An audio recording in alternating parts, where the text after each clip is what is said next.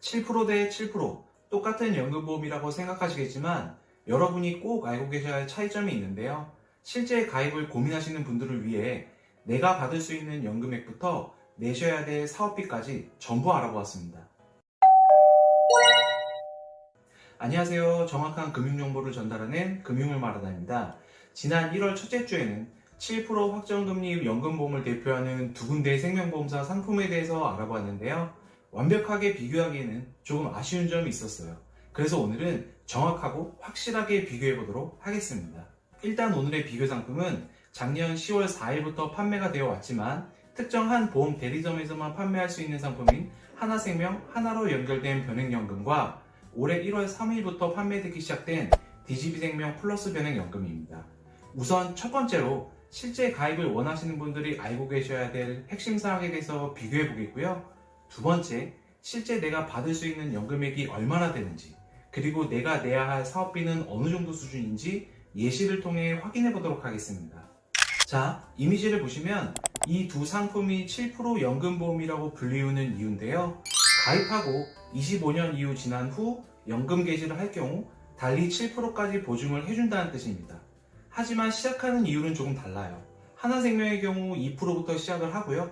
DGB생명의 경우 5%부터 시작을 하기 때문에 만약 가입하고 25년 이내에 연금 개시를 한다면 보증 이율만을 봤을 때는 DGB생명이 유리할 수 있습니다.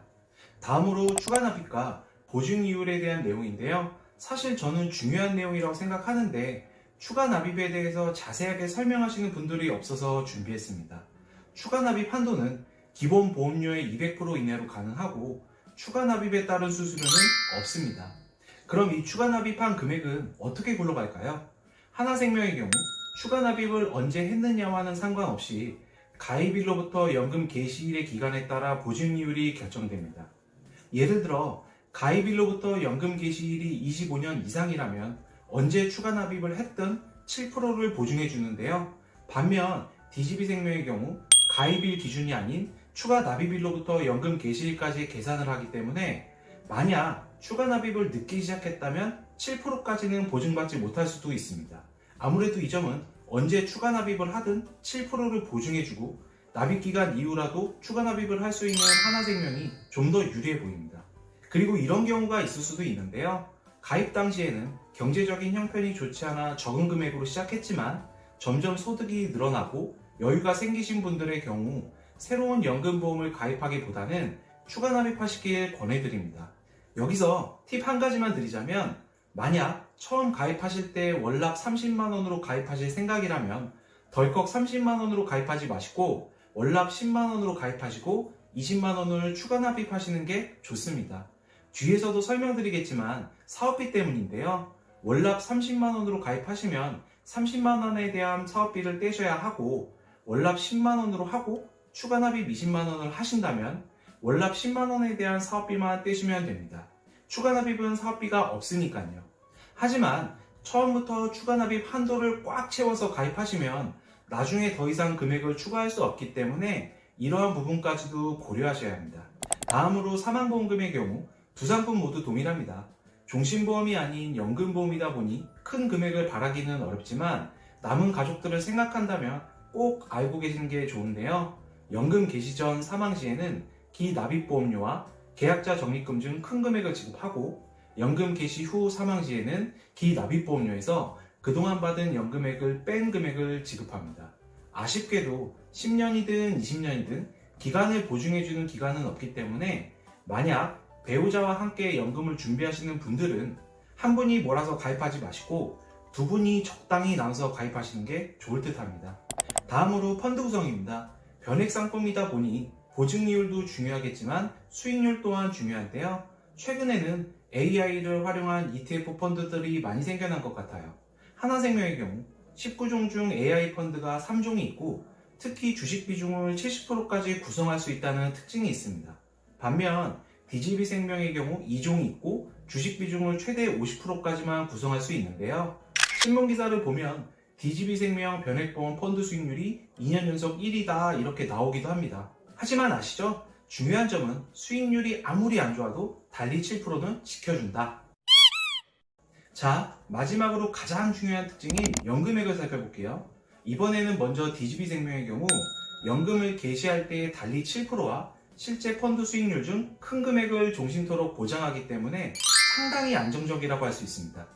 하지만 하나생명의 경우 연금을 개시하고 20년까지는 DGB생명과 똑같지만 21년 차부터는 달리 7%와 실제 펀드 수익률 중 큰 금액이 아닌 적은 금액을 지급하기 때문에 만약 이 당시 실제 펀드 수익률이 좋지 않을 경우 달리 7%도 지켜주지 못한다는 것인데요.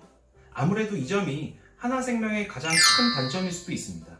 하지만 반대로 생각해보면 최근 20년간의 다우존스나 S&P 500 지수의 경우 300에서 400% 이상 올랐고 나스닥의 경우 700% 이상이 올랐습니다.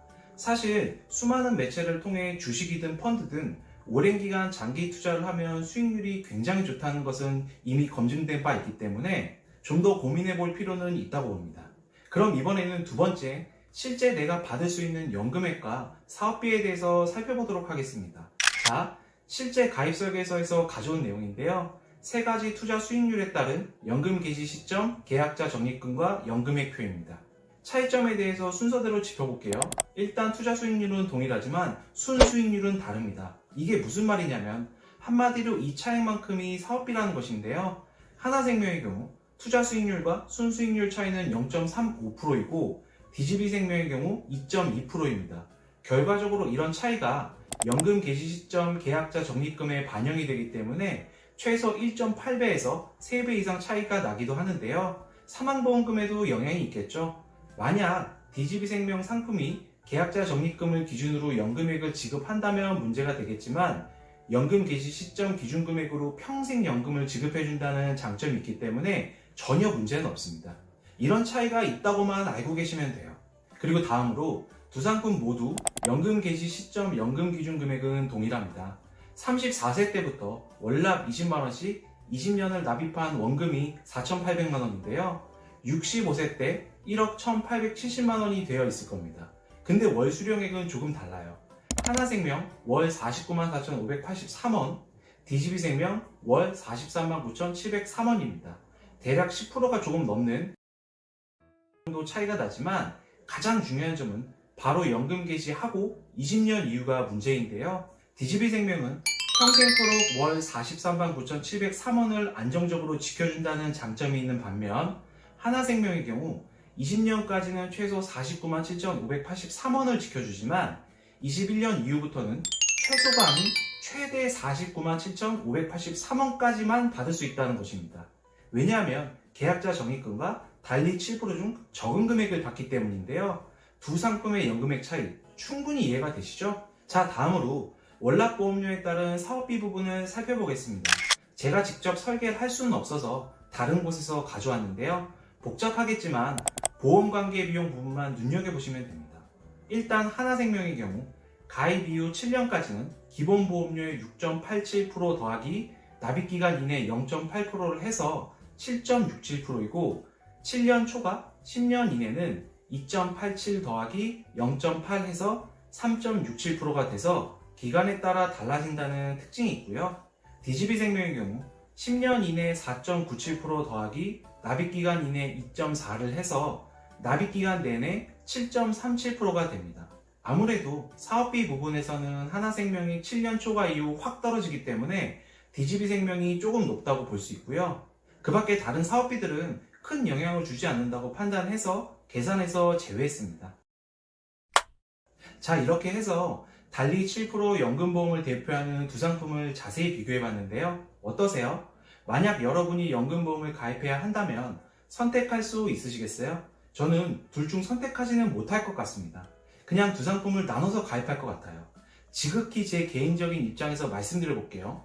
하나생명의 경우 만약 65세 때 연금을 개시하고 65세 이후 연금이 축소될 수도 있지만 현재 기대수명을 생각해보면 저는 오래 살아봐야 90세까지도 못 살 것 같다고 판단이 돼요. 하지만 혹시나 장수를 할 경우 연금액이 축소된다면 문제가 생길 수 있기 때문에 DGB생명 연금보험도 함께 가입을 해서 안정적으로 가져가는 게 낫지 않을까 생각이 됩니다. 물론 제 개인적인 생각이고요. 판단은 여러분의 몫입니다. 연금은 우리 노후에 없어서는 안 될 돈이기 때문에 여유가 되시는 분들은, 아니 여유가 되지 않는 분들이라도 작게나마 꼭 준비하셨으면 좋겠습니다.